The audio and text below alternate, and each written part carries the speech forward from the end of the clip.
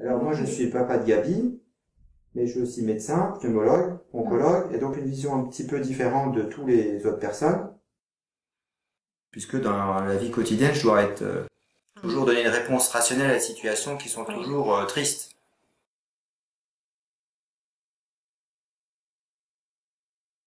Voilà, donc c'est un petit garçon qui évolue dans son monde, ce monde qui se croise de plus en plus avec le nôtre, où les contraintes manquent chaque jour.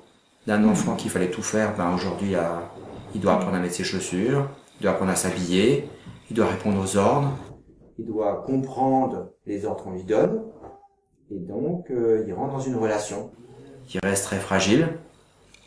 Il a besoin de sa maman, il a besoin de son papa, et il tolère sa petite sœur.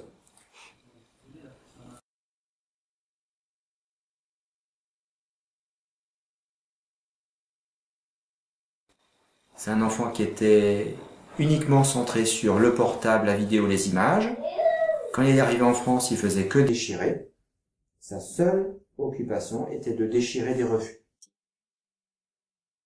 Gabi a débuté, donc, son histoire, il a débuté une prise en charge l'année dernière sur Beach, à partir du mois de, me semble-t-il, d'octobre ou novembre, l'année dernière, à raison de 1 heure au départ, puis après 1h30, puis 2 heures le samedi matin. Voilà. La prise en charge sur Beach avec Nicole a permis de débloquer certaines situations, de lui donner envie, de l'ouvrir à certaines choses, et donc de le sociabiliser. De cette expérience, on a conclu qu'elle ne pouvait pas s'arrêter. Et donc, quand le CESAD a ouvert avec une méthode différente, des objectifs différents, nous avons souhaité ne pas inscrire notre enfant. Et donc, nous avons décidé avec Nicole de créer cette association avec l'aide d'autres parents pour faire face à cette difficulté et créer, on va dire, une école pour les enfants autistes, ce qu'initialement on avait pensé appeler les champions de Nini, pour permettre de continuer l'expérience qui avait déjà été, dont l'expérience, dont les bénéfices avaient déjà été documentés sur Beach.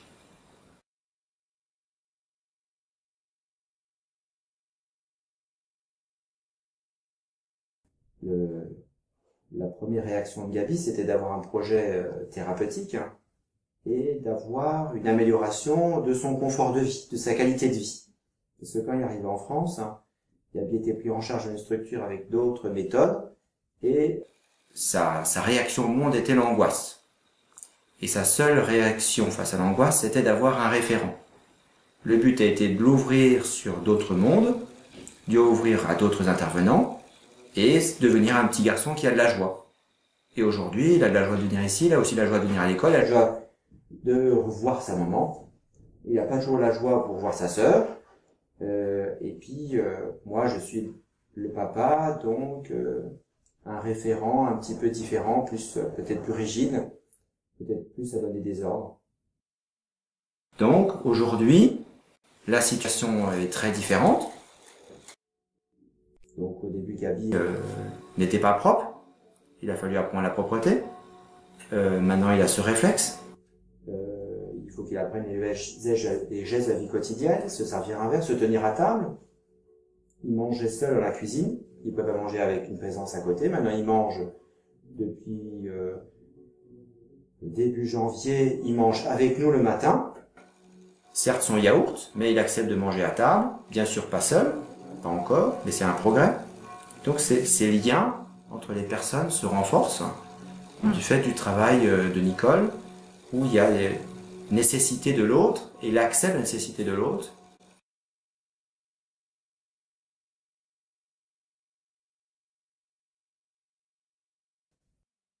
Donc aujourd'hui, la situation est très différente. Grâce au travail de Nicole, il n'a plus d'angoisse, il peut se déplacer dans le noir, il peut aller en ville, il aime chercher des jouets. La difficulté maintenant, c'est que le danger est plus grand, donc l'angoisse est un peu plus grande allant quelque part, puisque avant il s'enfuyait par peur, aujourd'hui il s'enfuit pour chercher, pour voir, pour découvrir. les courses au Cora ou au Grand Frais, les gabis, c'est du sport. Et la difficulté, c'est qu'il y a le choix, se sentir en sécurité dans un endroit, et à la fois avoir une garantie que les choses se passent bien. Voilà. Donc ça veut dire que il va vers les autres, mais ça veut dire qu'il va déranger la caissière. Récemment, il va déranger la caissière au Grand Frais.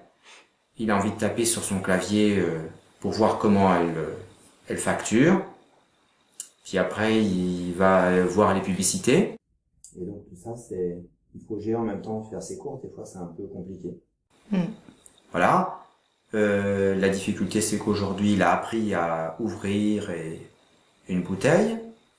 Mais il sait pas encore bien se verser dans un verre, donc ça veut dire que la bouteille ou le contenu de la bouteille se trouve facilement par terre. Mais ça veut dire aussi qu'il sait ouvrir et fermer une porte. Ça veut dire quitter l'endroit où il se trouve. Ça veut dire aussi que on a pu le retrouver sur une terrasse, un endroit dangereux. Et donc aujourd'hui, c'est la découverte du monde, tout en n'ayant pas conscience des dangers, c'est plus compliqué. Donc paradoxalement, plus un enfant s'émancipe, plus il faut lui apprendre des règles, et plus ces règles elles sont difficiles à lui faire comprendre, dans son intérêt à lui.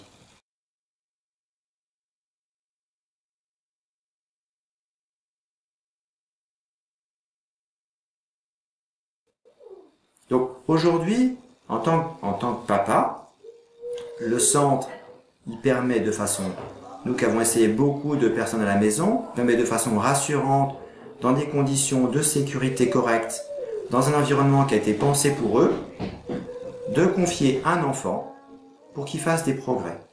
Et de façon, on va dire, reproductible pour chaque enfant, puisqu'il n'y a aucune discordance, tous les enfants font des progrès.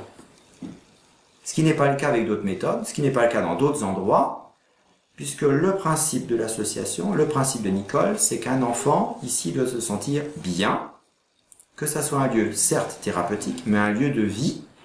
Et dans ce lieu de vie, de renforcement positif, les enfants, ils repartent mieux. Et c'est un peu l'antithèse, un peu de l'école où il y a du jugement. Ici, il n'y a pas de jugement.